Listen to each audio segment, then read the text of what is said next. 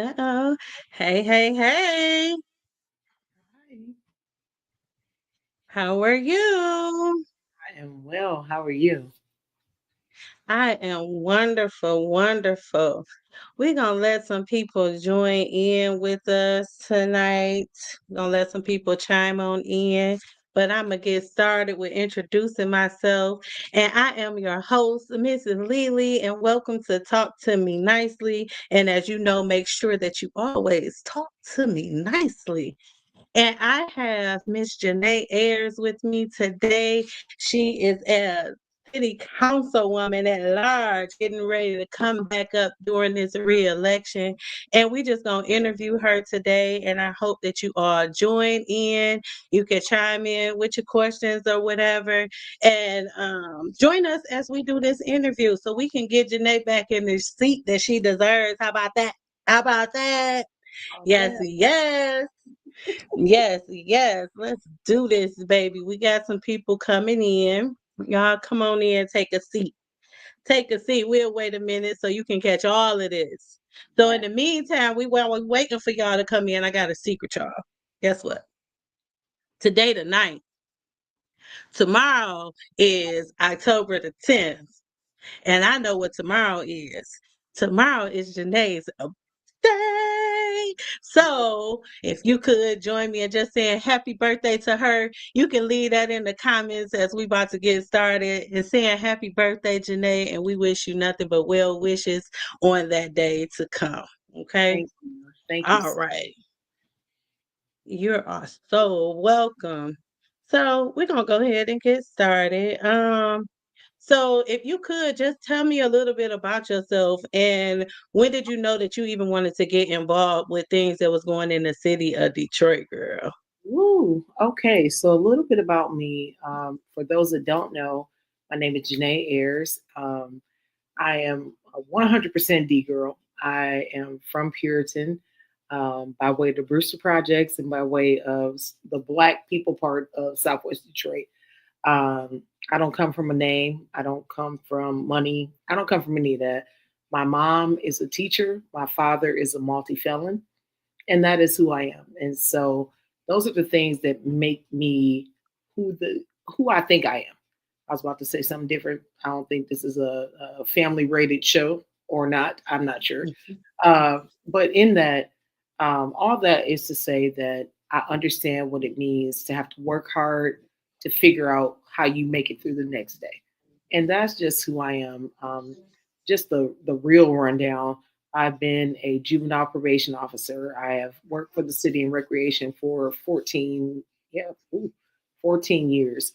I'm the youngest person that's ever negotiated contracts for all three casinos. I've done all of the negotiations for downtown Detroit, from the airport to downtown. The youngest vice president of the Metro Detroit AFL-CIO. But all those things aside, I'm just a regular person, and Miss Lily can tell you she done seen me in the hoodie, in the sweatpants, in the ready to go. I'm just that. I'm one of us, and I'm just trying to serve all of us. That's right. And that's what we need. We need that, because so much of that is missing. People don't be their authentic selves when they reach a certain place, and they forget about what the city really needs, what the world really needs, what people are really, really going through. Mhm. So, well, how did the opportunity come about for you to even run for city council in the first place? How did that happen? So 2014, I was still serving in my union capacity, and my union president was like, "Hey, it's going to be a seat coming up. Are you okay with running?" And I was like, "I don't want to do this. I've never been forward facing. I like being behind the scenes. I don't want everybody in my business. Let me live my life." Mm-hmm. And he asked me again, and I still said no. And then I went into my Mm-hmm. little prayer corner, and I was like, "God, what is it that you want me to do?" And he told me, and All I was like, right. "No, God, you wrong about that one. How you tell God he wrong? Okay. I can't with you. You Okay, can't. it is what it You is." can't. I told God, I was like, Mhm. "No, no, you wrong about that one." And then I went back to him, and on the third time, because there is something about the number three. On the third time, he said it again, and I said, I got to be obedient. And I did it, and it was not easy because he never said it was going to be easy. He never said that. Mm-hmm. He said, you will be covered, but he didn't say it was going to be easy. And that is how I became the first person to ever be appointed to the Detroit City Council. And we had back to back elections after that. And that's how we were where we were. All right, sound good to me. And I love that, a lot of people don't understand your obedience. It's very important. Hmm. And you can reap things by not being obedient. It's important to be obedient. I always say your obedience can be somebody else's deliverance. So it's Oh, important to be obedient because you don't know who you could be saving and helping in that moment. And it's not about you that's and right. what you want to do. It's about us serving God and what He needs us to do. So we thankful for your obedience, baby. All right. Yeah, because that's the thing. um Obedience is not obedience is not easy. Obedience is not something that Mhm. we easily take on our palate. But if you Yeah, succumb to obedience, he will cover you because that's what he wants. And it always says, let your will be done. It ain't our will, it's his. exactly. That's right. That's right. So that's where your faith come in at, and believing that He will cover you during those moments. So you have to have faith. I love it. I love it. Now, so you became a part of City Council in 2017. So you was on 15, until 15, 2021. 15. 15. You started in 15. Yep. But then you went up for the election, right, in Yep. 2017 for the you won the election in 2017 for the four. So we did 15, I was appointed. Six, Mhm. ooh, I might have this wrong. So listeners, I might have this wrong because it was all back to back. 15, we got in. Mhm. I didn't know where the bathroom was, even though it was across the street from my office, but so much happening. We had 15, we had 16, we had 21. So it might have been three. But either way, that's a Mhm. lot for anybody because if you've gone through one campaign, it's a thing. So we did it back to back to back to back. Oh wow.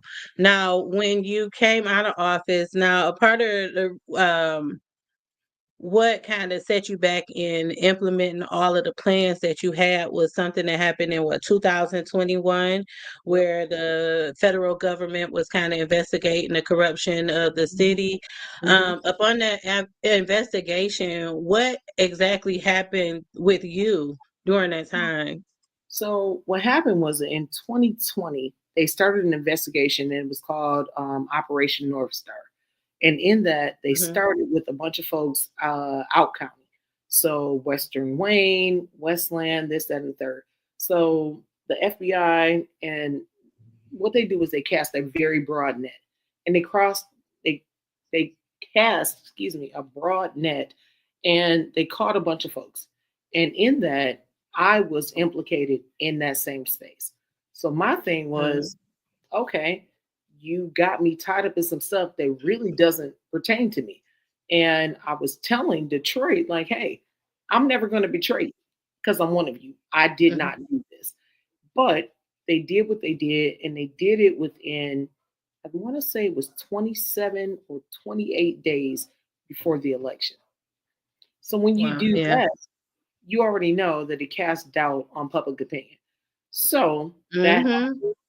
and I was absolutely devastated when it happened because I know me and my friends and my family, they know me.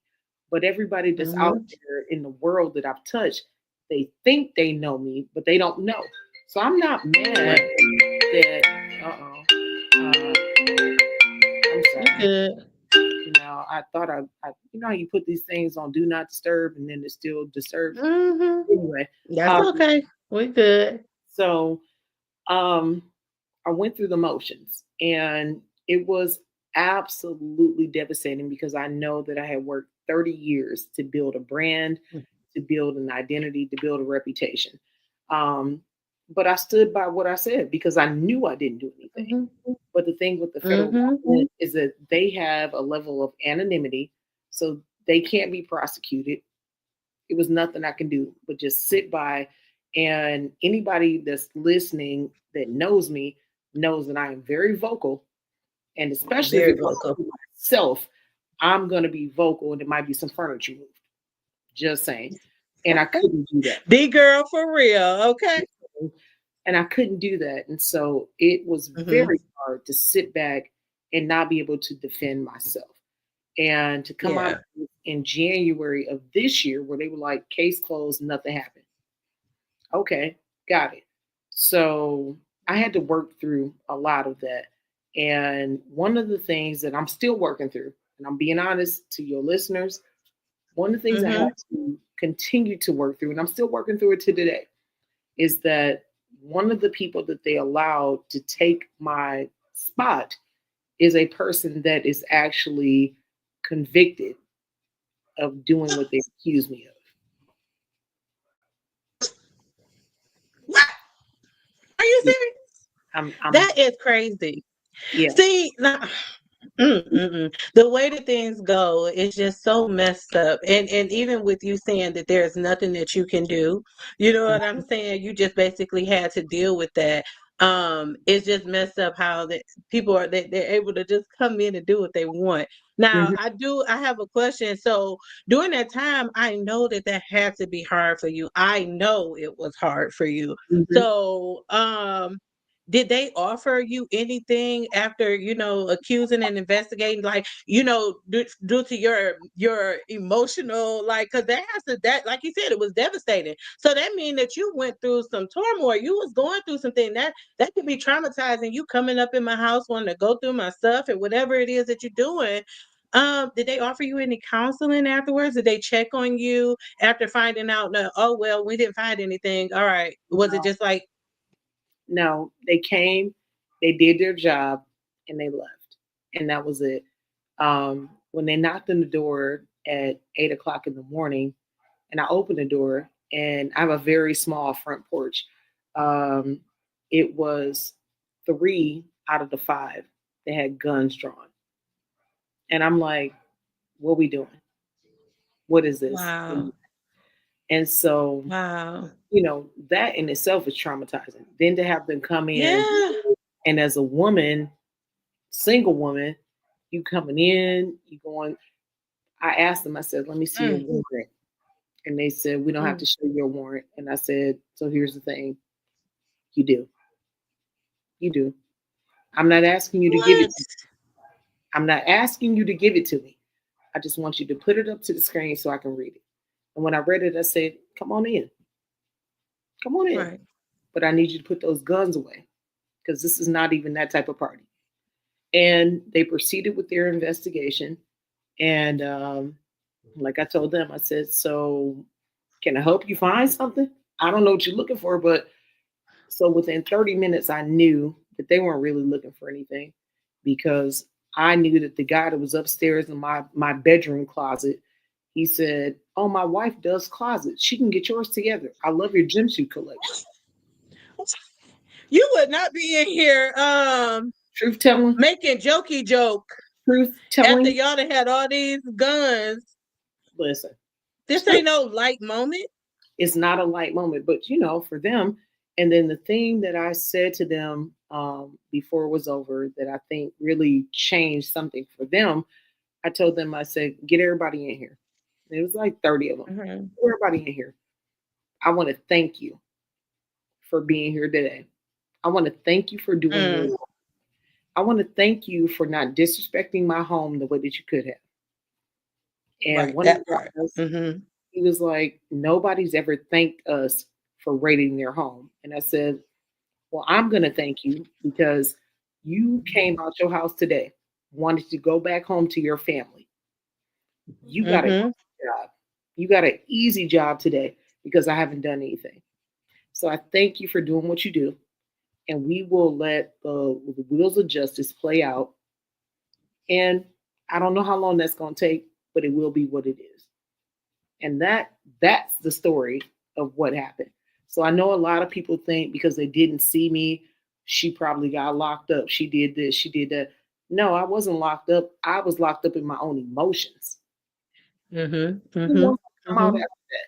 You don't feel comfortable. I couldn't even stay in my home. If I heard something that sounded like a loud knock, I was scared. Couldn't stay in my house. But then I had to pray and say, God, you got me. And I know that I didn't do anything. You know who your child is.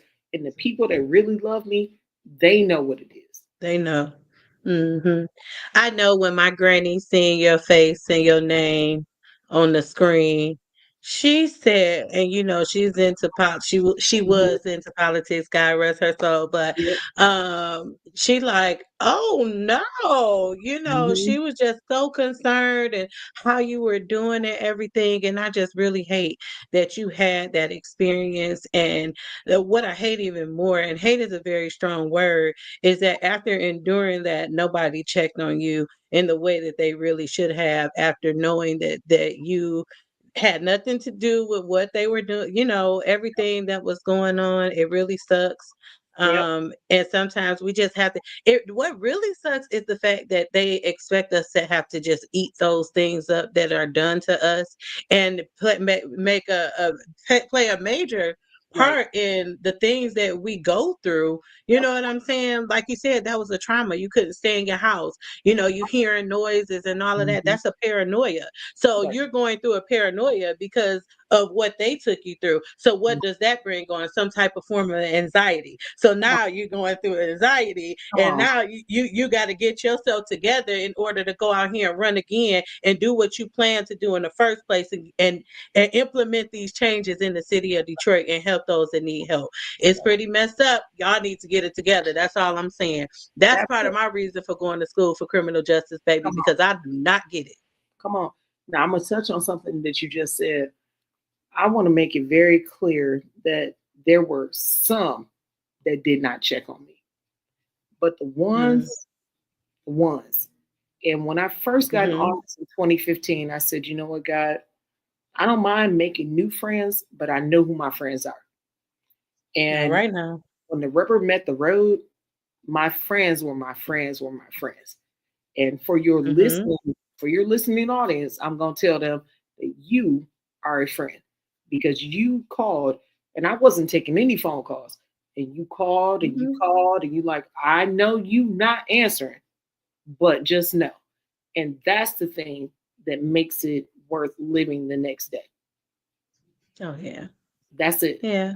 And I appreciate that. And so publicly, I know I've said it to you already, but I want to say this publicly to your listening audience. Thank you so much for being exactly who you are. We have been down and through, and you have always believed in me, and you took the time to check on me. Because you could have been like the rest of these fools and been like, oh, I'm washing my hands. But you know who I am, Mm-mm. and I appreciate that. And Mm-hmm. I want to say that publicly to your viewers so they understand who you are. Thank you. You gonna make me cry. You know what? I'm sick of y'all coming on here trying to tell people who I really am. Y'all want me to cry? Y'all ain't got to tell them nothing. No, I love you. Just, I, just saying. I really And appreciate that.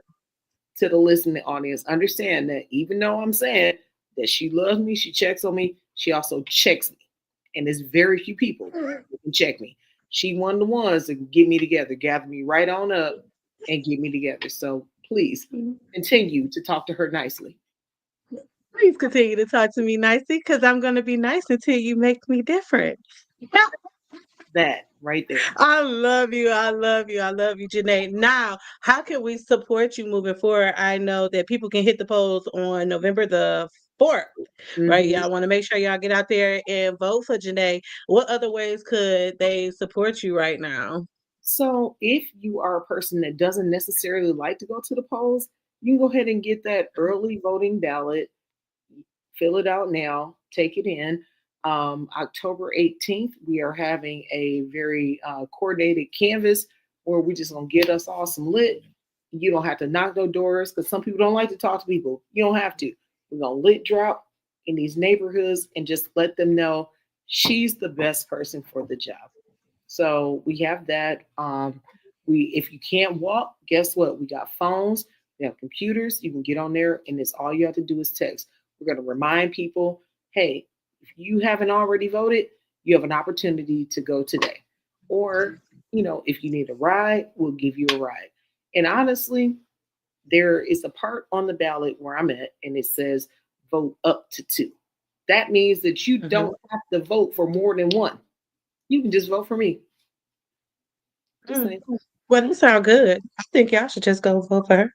I I mean, mean, I think that y'all should just vote for Janee. Vote for Janee. Vote for Janee. It's time for her to get her seat back in city council. Okay. So we want to exactly. vote for Janee. Now, Janee about to tell us one thing that she is getting ready to do as she comes in and get her chair back that y'all can look forward to her doing for the city of Detroit. Can you give us that on our way out? Ooh, one thing. Okay. Um, just make this is probably high level, not to say that people can't follow, but it's nothing that's sexy. Hmm. So the most Hmm. important thing that the city of Detroit has to worry about right now is our fiscal responsibility. And as the chair of the budget for 7 years that got us through bankruptcy and financial oversight, that is my number one priority, to make sure that all of everything is balanced. Because if it's not, we up the creek, y'all, with no paddle. So if I had to say the sexy things, then it's making sure that we have investment in our neighborhoods, expanding the 7 strategic districts to 14, 21, whatever we need to do, making sure that small businesses are getting the resources that they need, making it easier for them. But my number one priority is this budget. We have to make sure that this money management for this city is where it is, because if not, we can forget it. We can't go into bankruptcy again, but we will be under the state's finger for the next 20 years. Oh, wow. Well, y'all make sure y'all hit them polls so Janae can get in there and do what she got to do. All right. We thank you so much, Janae, for joining us here on Talk to Me Nicely. I'll be seeing you soon. We have another podcast coming Saturday that's with all the guys that have actually been incarcerated. So be sure to check us out on Saturday. And Janae will be joining us on one of them episodes just to talk a little further because she has actually helped with some of the people incarcerated in Detroit. So as we go out, once again, say happy birthday to Janae because her birthday is tomorrow. Thank Leave those you. birthdays in the comments, and we'll be seeing y'all soon. Thanks for joining us once again. Have a good night. Night, everyone. All right.